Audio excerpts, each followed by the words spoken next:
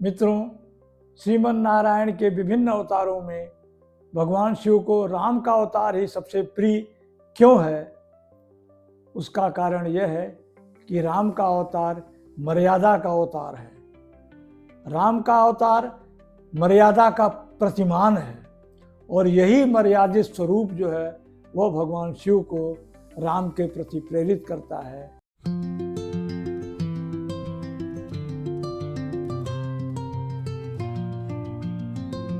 श्री महावीर हनुमते नमः।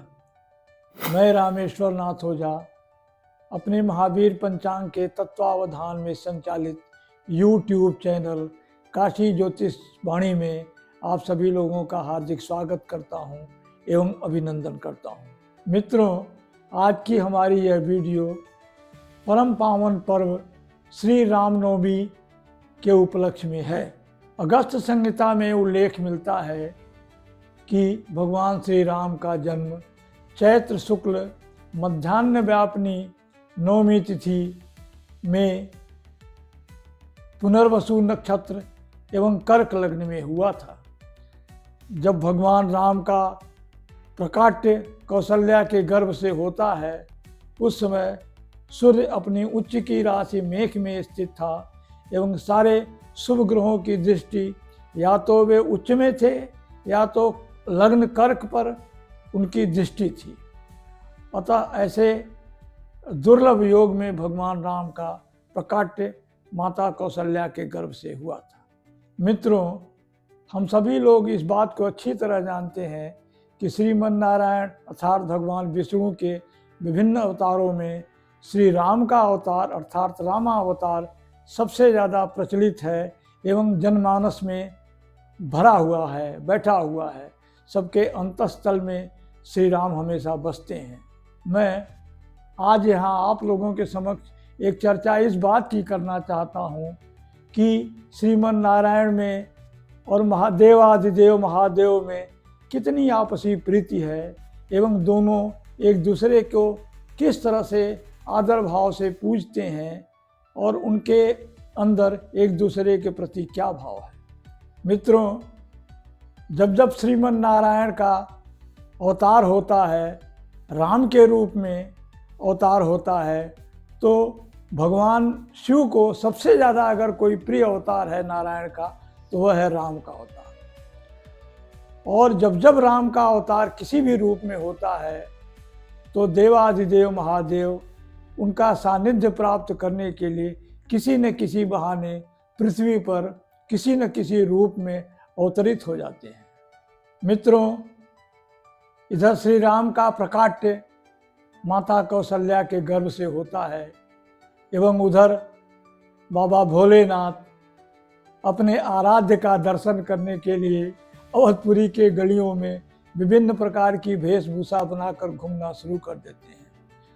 उनकी चाहत किसी न किसी रूप में शिशु रूप में अवतरित अपने आराध्य भगवान राम का दर्शन करना होता है। इस संबंध में एक कथा आती है। कथा वो इस प्रकार है कि जब भगवान राम अयोध्या में दशरथ नंदन के रूप में अवतरित होते हैं तो देवाधिदेव महादेव उमानाथ किसी न किसी प्रकार से अवध की गलियों में घूमते हुए राजद्वार पर पहुंच जाते हैं। वे कभी विद्वान साधु के भेष में आकर राजद्वार पर खड़े हो जाते हैं एवं विभिन्न प्रकार की कथाओं से राम के विभिन्न अवतारों का वर्णन करने लगते हैं।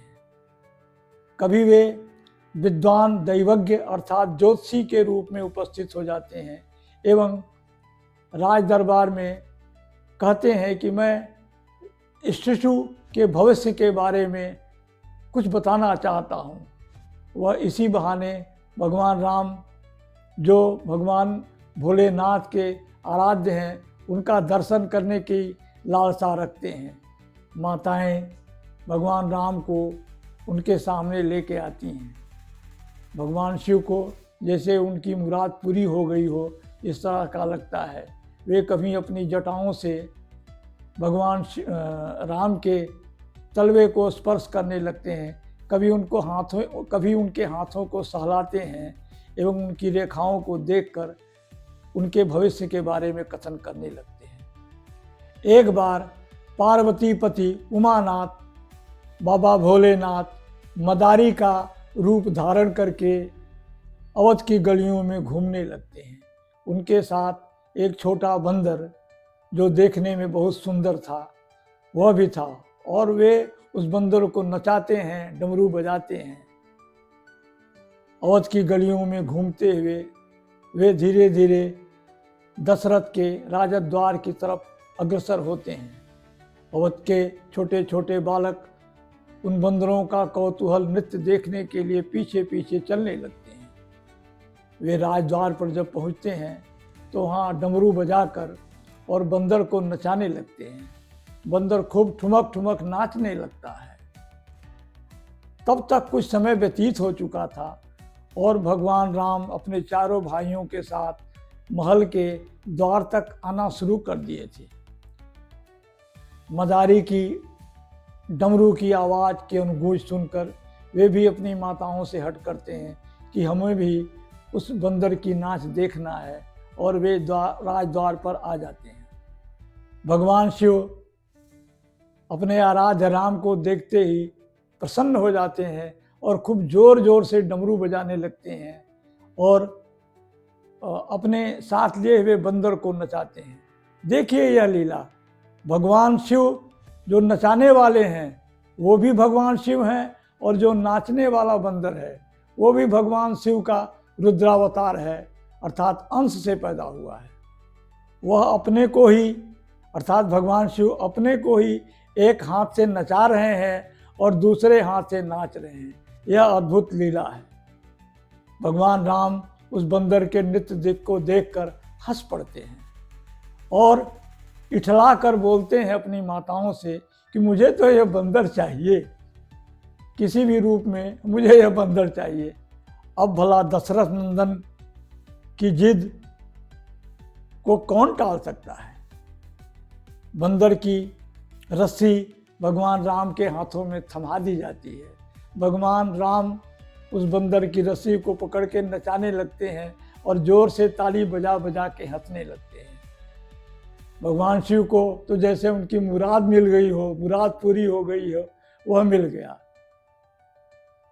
राज दरबार से उनको कुछ भी प्राप्त करने के लिए कोई भी कीमत लेने की पेशकश की जाती है, किंतु भगवान शिव एक हाथ से उस बंदर को नचा रहे हैं और एक हाथ से स्वयं भी नृत्य कर रहे हैं। भगवान राम जब उस बंदर को अपने हाथ में लेके नचाने लगते हैं, उसी समय पता चलता है कि मदारी जो है वो अदृश्य हो गया।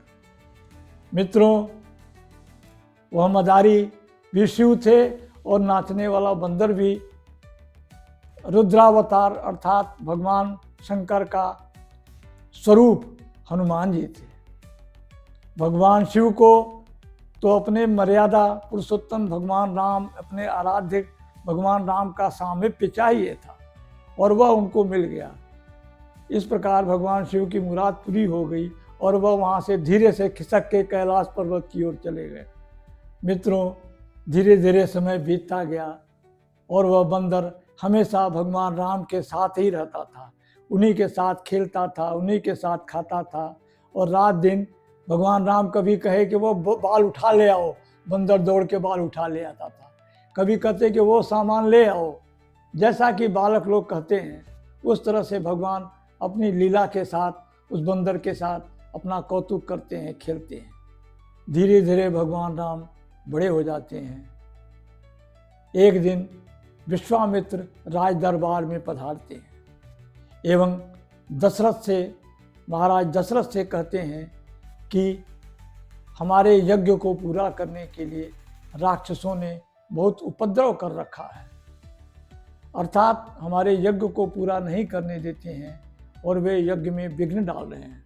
अतः उन राक्षसों का संहार करने के लिए आप हमको, राम को अपने आश्रम में ले जाने की अनुमति दीजिए।